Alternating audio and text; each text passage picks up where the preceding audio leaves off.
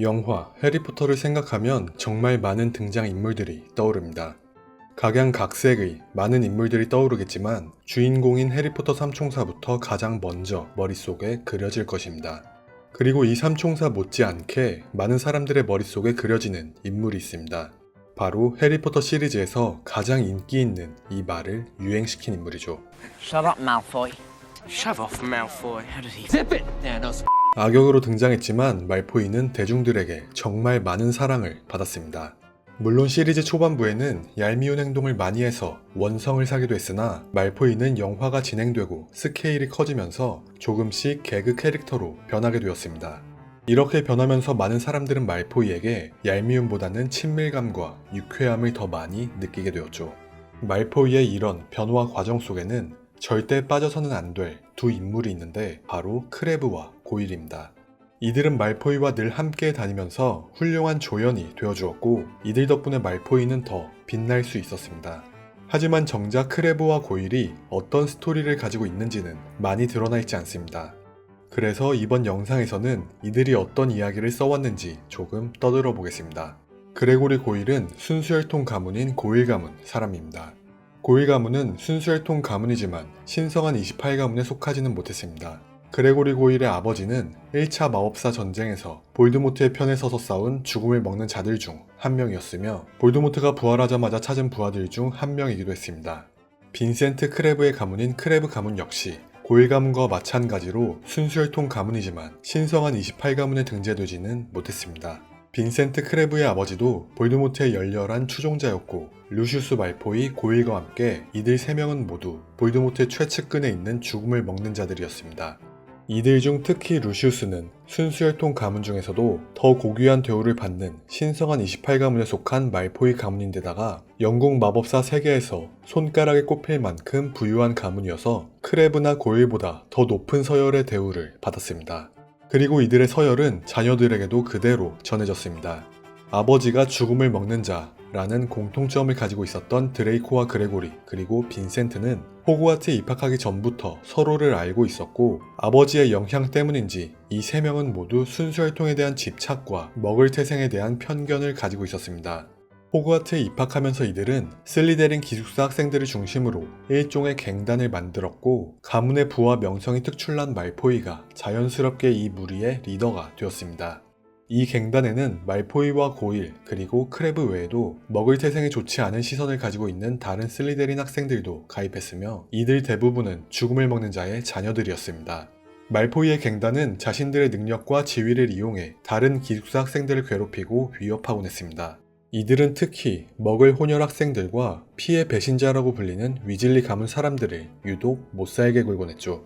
말포이는 해리포터를 처음 만났을 때 그를 가장 먼저 자신의 갱단으로 영입할 생각을 하고 있었습니다. 해리포터가 볼드모트를 물리쳤기 때문에 어둠의 마법에 특출난 재능을 가지고 있다고 생각한 것도 있고 해리포터가 마법사 세계에서 가장 유명한 마법사여서 그와 함께 다닌다면 자신의 명성 역시 같이 올라갈 것이라고 생각했기 때문입니다. 하지만 해리포터는 말포이에게서 자신을 평생 동안 괴롭혔던 더들리의 냄새를 맡았고 그를 거부했습니다. 많은 학생들 앞에서 망신을 당한 말포이는 그 이후로 해리포터를 유독 적대시하기 시작했고 자신의 갱단을 이용해 해리포터와 그의 친구들을 끊임없이 괴롭혔습니다. 말포이가 해리를 얼마나 못살게 굴었는지 10년이 넘는 시간 동안 자신을 괴롭혀왔던 더들리보다 더 지긋지긋하다고 말했을 정도였죠. 천성적으로 겁이 많아서 혼자서는 아무것도 하지 못할 것 같은 말포이지만 그의 곁에는 고일과 크레브가 있었습니다. 고일과 크레브는 말포이와 늘 함께 있었으며 이들은 말포이와 함께 다른 학생들을 괴롭히는데 앞장섰습니다. 다만 고일과 크레브는 그리 영리한 학생들이 아니었습니다. 그래서 해리포터 삼총사는 고일과 크레브의 이런 바보 같은 면을 이용해 말포이에게서 여러가지 정보를 빼내오기도 했죠. 3학년이 되던 해 호그와트로 가는 기차에서 말포이 삼총사는 또다시 해리포터를 괴롭히려 했습니다. 하지만 그의 객실에는 리무스 루핀이 자고 있었고 그 때문에 그들은 원하는 만큼 해리포터를 괴롭히지 못했습니다. 해리포터가 디멘터 때문에 기절했다는 소문이 퍼지자 크레브와 고일 그리고 말포이는 이를 이용해 해리포터를 끈질기게 괴롭혔습니다. 이들은 망토를 뒤집어 쓰고 디멘터로 과장하여 해리포터를 겁주곤 했는데 이 때문에 이들은 미네르바 교수에게 심하게 혼나기도 했습니다. 하지만 이들은 끝까지 포기하지 않았고 계속해서 해리포터를 괴롭히려는 시도를 했는데 해리포터가 교직원과 친구들에게 너무나도 많은 보호를 받고 있어서 실패했습니다. 그리고 이들은 해리포터뿐만 아니라 해그리드 역시 거인 혼혈이라는 이유만으로 배척하고 싫어했습니다. 해그리드가 안 좋은 사건에 휘말렸을 때 말포이 삼총사는 그를 심하게 비웃고 놀리기도 했죠. 하지만 그 때문에 말포이는 헤르미온느에게 죽방을 맞기도 했는데 자신의 리더격인 말포이가 일방적으로 당하는 모습을 보고 크레브와 고일은 아주 큰 충격을 받기도 했습니다. 트리 위저드 대회가 열리고 해리포터가 호그와트의 대표로 뽑혔을 때도 말포이 삼총사는 앞장서서 해리포터를 조롱했습니다. 이들은 해리포터의 얼굴과 그를 조롱하는 문구가 담긴 배지를 다른 학생들에게 나눠주었고 해리포터를 많은 학생들의 놀림거리로 만들었습니다. 그리고 그해 말 해리포터가 볼드모트의 부활을 목전에서 보게 됩니다. 볼드모트는 자신이 부활하자마자 죽음을 먹는 자들을 소환했는데 이때 해리포터는 말포이 그리고 고일의 아버지가 죽음을 먹는 자라는 것을 알게 되었습니다. 5학년이 되었을 때 고일과 크레브는 슬리데린 퀴디치 팀에 합류합니다. 무식의 대명사인 이들이 팀에 합류했다는 것은 슬리데린이 영리한 플레이보다는 힘을 추구하는 플레이를 하겠다는 것을 의미했습니다.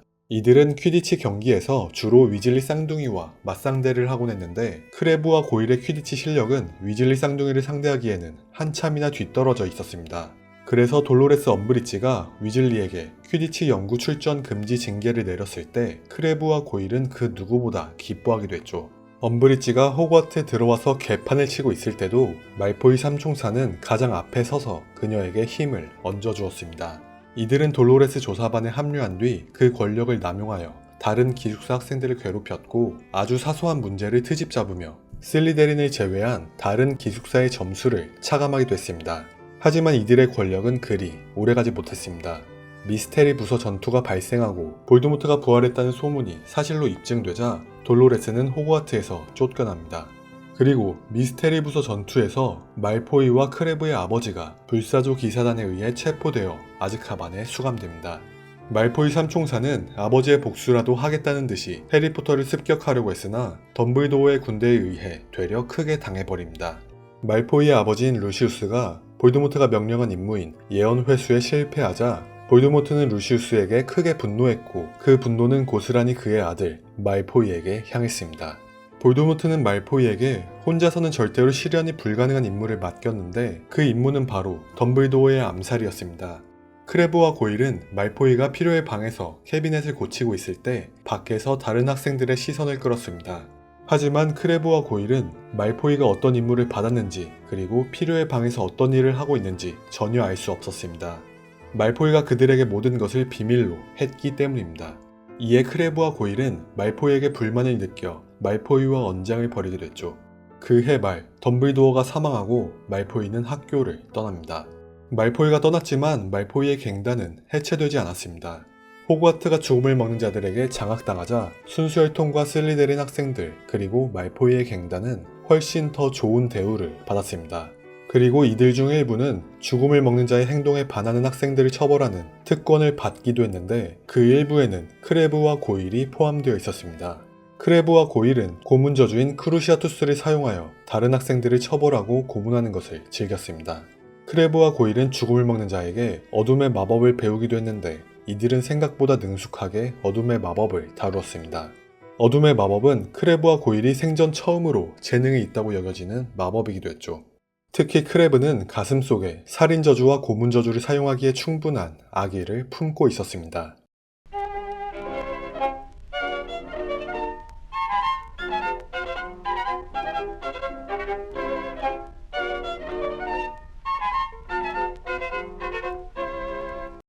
이후 호그와트 전투에서 이들은 말포이와 합류했고 필요의 방에서 해리포터 삼총사와 맞닥뜨립니다. 그리고 크레브는 해리포터에게 살인 저주를 날립니다. 말포이는 그런 크레브를 저지했으나 크레브는 더 이상 말포이의 명령을 듣지 않았습니다. 평생을 말포이의 하수인으로 있었던 크레브가 이런 행동을 벌인 이유는 말포이 가문이 볼드모트의 신임을 잃었다는 것을 알고 있었기 때문입니다. 그렇게 폭주하기 시작한 크레브는 가장 강력한 파괴력을 지니고 있는 마법인 악마의 화염까지 소환합니다. 하지만 악마의 화염은 크레브 같은 실력 없는 마법사가 컨트롤하기에는 너무나도 강력한 마법이었습니다. 그렇게 통제력을 잃은 악마의 화염은 모든 것을 삼키기 시작했고 크레브 역시 자신이 소환한 마법에 휩싸여 사망합니다. 고일과 말포이는 해리포터의 도움으로 가까스로 목숨을 구했습니다. 볼드모트가 사망하고 최후의 전쟁이 막을 내립니다. 말포이와는 달리 고일의 이야기는 더 이상 들리지 않았습니다. 전쟁 중에 죽었는지 살았는지조차 알 수 없지만 만약 살아있다면 다른 학생들에게 고문 저주를 사용한 죄로 아즈카반에 수감되었을 것입니다. 훗날 말포이는 해리포터와 대화를 나누던 도중에 이런 이야기를 꺼내기도 했습니다. 자신의 곁에 고일과 크레브가 있었으나 해리포터의 곁에 있는 론과 헤르미온느가 항상 부러웠다고 말이죠. 여담으로 고일과 크레브에 지원한 두 배우는 모두 더들리 더즐리 역에 지원했었고 2명 모두 캐스팅 후보에까지 올랐었다고 합니다. 영화에서 그레고리 고일과 빈센트 크레브는 단 한 번도 이름으로 불려본 적이 없고 성으로만 불렸습니다. 심지어 어렸을 때부터 같이 다녔던 말포이조차 그들의 이름을 한 번도 부르지 않았죠. 거리감이 있는 사람에게 성으로 부르는 서구권의 문화를 생각해보면 말포이는 크레브와 고일을 단 한 번도 진정한 친구로 생각하지 않았다는 것을 알 수 있습니다. 여기까지가 덤앤더머 크레브와 고일의 이야기입니다. 영상 봐주신 여러분들 정말 감사합니다. 지금까지 쭈모였습니다.